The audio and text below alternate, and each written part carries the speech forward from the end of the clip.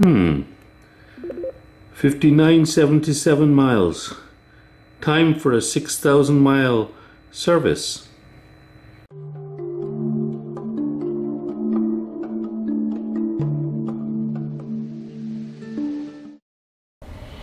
As you can see, the S1000R is ready for its 6,000 mile service, and I intend to do that service and document that or chronicle that service in a small series of videos where I go through what actually is going to be done. I've got here also my Haynes manual, which is not really needed except for the torque specs, but I'm going to use it just in the background as a resource. But I also have here, and I'll put up the list of things that are going to be done.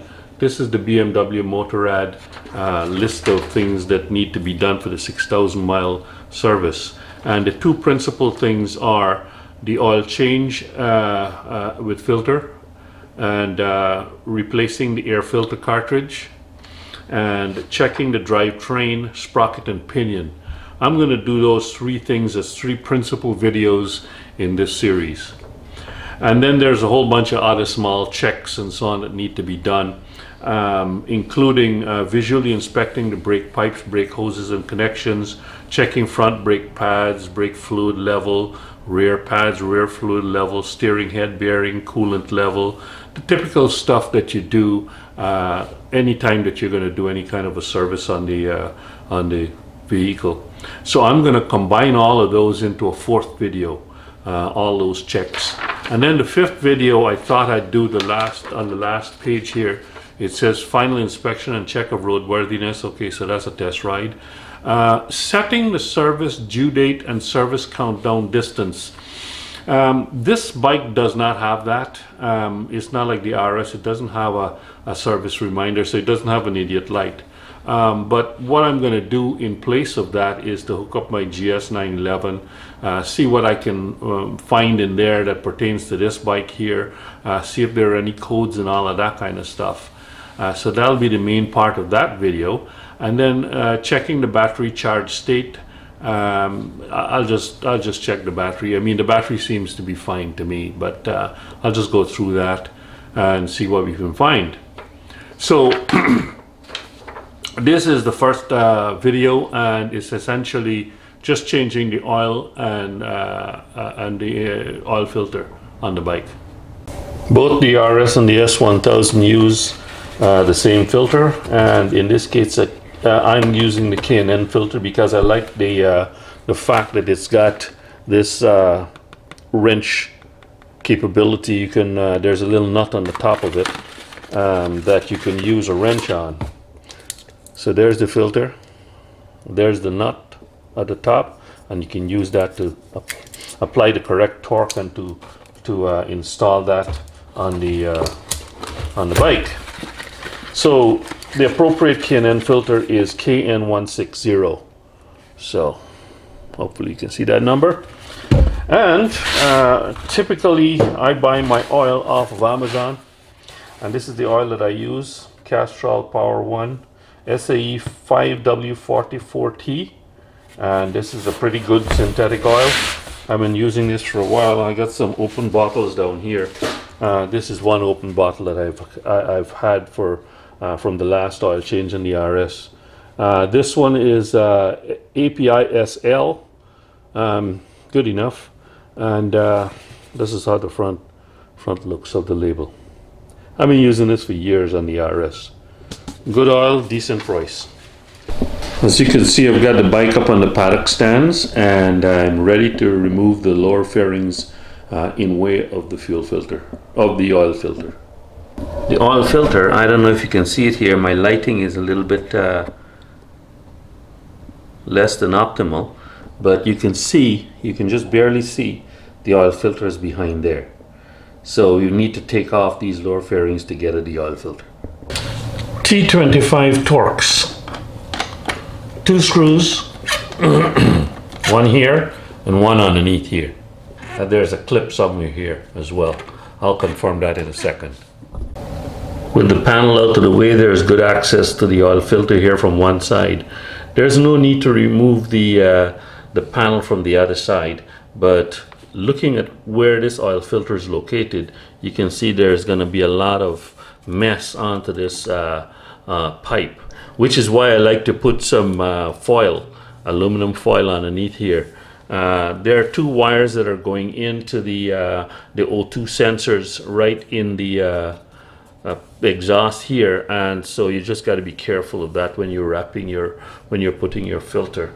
But I would expect that you should be able to get in here and remove that with an oil filter wrench. In this case, it doesn't have the nut, so I'll have to use an oil filter wrench to get that off. The foil is in place. I've started the engine and I ran it for a couple of minutes, for about 4 or 5 minutes, just to get the oil a little bit warm. It's not a heck of a lot warm, but it's easier to work on when it's not boiling hot, and this engine gets pretty hot. As you can see underneath here, there is that location for the drain plug. So that drain plug will be unscrewed next, and then we'll start the draining. Once the draining is trickled down to a drip there, or definitely below the level of the oil filter, we'll remove the oil filter. It's a good idea to remove this to help with the flow of oil. Using a T50 Torx, I just broke that free, and now I'm gonna try and pull this off without making an unholy mess on the floor. So I bring my, I'm holding this cell phone at the same time I'm trying to do this video. So here we go. The oil is going to start rushing out in a second. Holding it back a little bit, as much as I can, and then doing that. Pretty cool, hey? Now with the RS, I ordered some of these dimple, I forget the name of it, but it's a aftermarket magnetic drain plugs. That might be a good idea to install on this bike. As you can see, this looks like it has a magnet in the end, and it's got some filings on there. I'll go inspect it a little bit closer, clean this up, and get ready for reinstallation. While the bike is draining, I just wanted to talk about a couple of things. First of all, this here is an aluminum oil drain plug. Extremely light. This is the first time I've come across an aluminum plug. And it's got that magnet in the middle here, which I've cleaned off, essentially cleaned off from a whole bunch of, well, not a whole bunch, but a small bit of metal filings. This here is the old gasket, and this is a new gasket that I bought. And some people wonder whether I can reuse the old gasket or I have to install a new gasket every time. I looked at these two, and they're both approximately the same thickness, and I don't know if this will focus well enough, but as you can see, it's not a crush washer, and there is hardly any deformation on this gasket at all. So I don't know why we would have to replace it every single time. I'm probably gonna keep this for the next one and just reuse this one here. I do not see any difference. What I might do is just take a little bit of sandpaper and rough it up a little bit just to you know, put back the original finish on it and use it again. But I bet you if you put a micrometer on this, they're approximately going to be the same thickness, and again, with no deformation, I can't see how you would need to replace this every single time. Installation of the oil drain plug calls for a torque of 28 Newton meters according to the Haynes manual. My torque wrench only goes as low as 33.5. So that's a good, you know, 5 plus Newton meters more than what's required. So I think I'll have to be careful when I'm putting that on. The smaller torque wrench that I have does not go up as high as 28. It stops at 22. So I'm right between torque wrenches with the specified torque. But anyway, I'm going to go install this back on the bike and tighten it up, and then we're going to look at removing the oil filter next, which is the messy part of the job. Over the years, I have accumulated various useless filter wrenches. The one on the left there, while it looks like it would be a good solution, that little tongue at the bottom there digs into the filter and invariably punches a hole. These are the cap type ones. They like to slip. I find that this is actually the best filter wrench, other than using a nut on top of the filter like on the K&N filter. And this is probably what I'm going to use to get this filter off. Once you put the band on in the right orientation and you take up the slack, you can rotate the filter and unscrew it. So here we go. This way and up.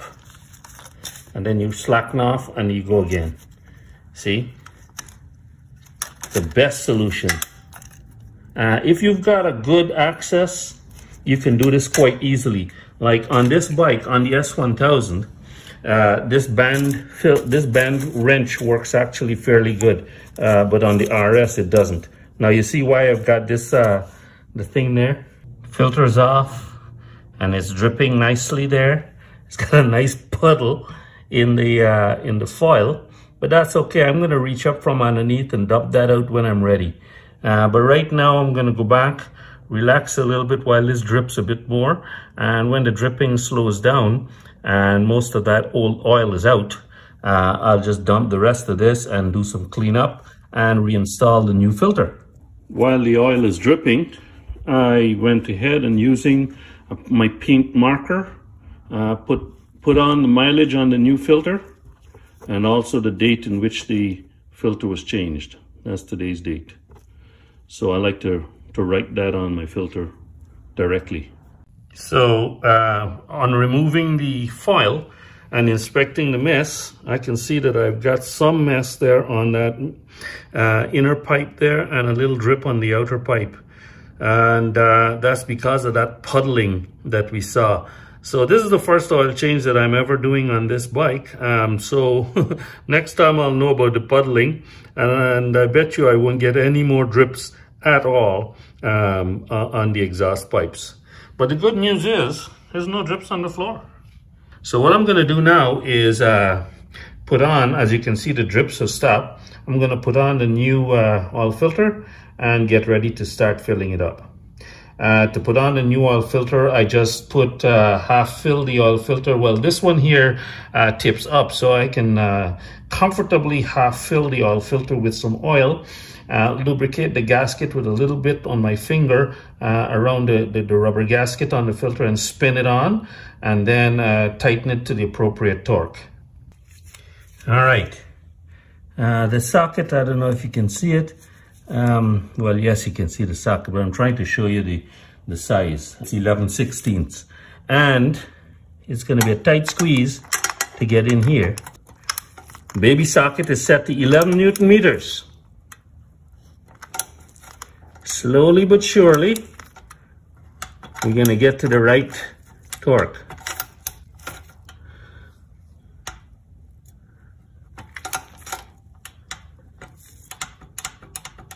And I think that's it, right there. So that's done. 11 Newton meters, doesn't take much, and that's on. So now it's just a matter of topping up the oil, and we do that from the other side. Just want to show you something about the design of this oil filler hole. So what I'm saying is, see, funnel doesn't go very far. So what I've got to do is keep this vertical and pour very slowly, because as the oil comes out to the bottom of the funnel, it'll want to well up right here, and I can see it's going to want to overflow down the side of the bloody cover. So this is going to be a slow operation.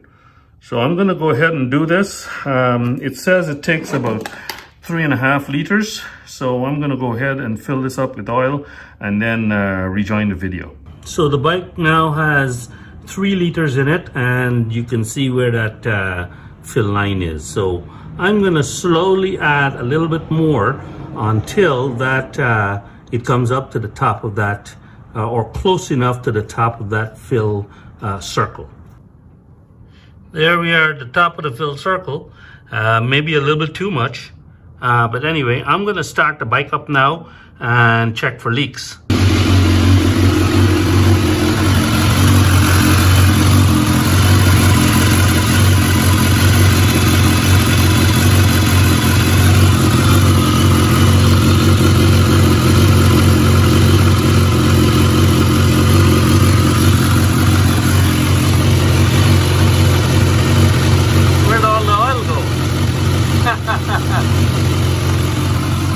There's 3.5 liters in there. Any leaks? Where's the oil? The oil level is gonna start creeping back up. You're supposed to check the oil after the engine has been sitting, I believe for about a couple of minutes, after you run it for a little while, and that's the true accurate reading. Right now the bike is level on the 2-jack stands, so no problem there. Let's see. Any leaks? Looks pretty good to me. I did not reach the 33 Newton meters on my torque wrench because I chickened out. I tightened it pretty damn good, close to 33, so I have no idea what torque it has on it. No leaks there. And there's my writing on it, like I showed before. So now it's just a matter of putting back that cover, that lower fairing right here, and routing these two. There's a clip on the inside of the, there it is. There it is, sorry. I got it upside down. So those two tubes kind of like clip into that there. So I just put this back on, and that's the oil change done. Well, the bike's been sitting for about 5 minutes now, and it does have 3.5 liters of oil in it, and that's the resting place of the oil once it has made its way up into the engine. Am I going to top that up anymore? Nope. It's got to be within the fill circle, and halfway is good enough for me. That's usually where I keep my RS, maybe a little bit more, maybe 3/4 way, but that's it. I fill up to the capacity of, as stated in the manual, and don't go any higher. So thanks for watching the 6,000 mile oil change for the S1000. That, like I said, is episode 1 of this 5-part series, and look forward to talking to you in the next video, which should be in about a week's time. So see you then.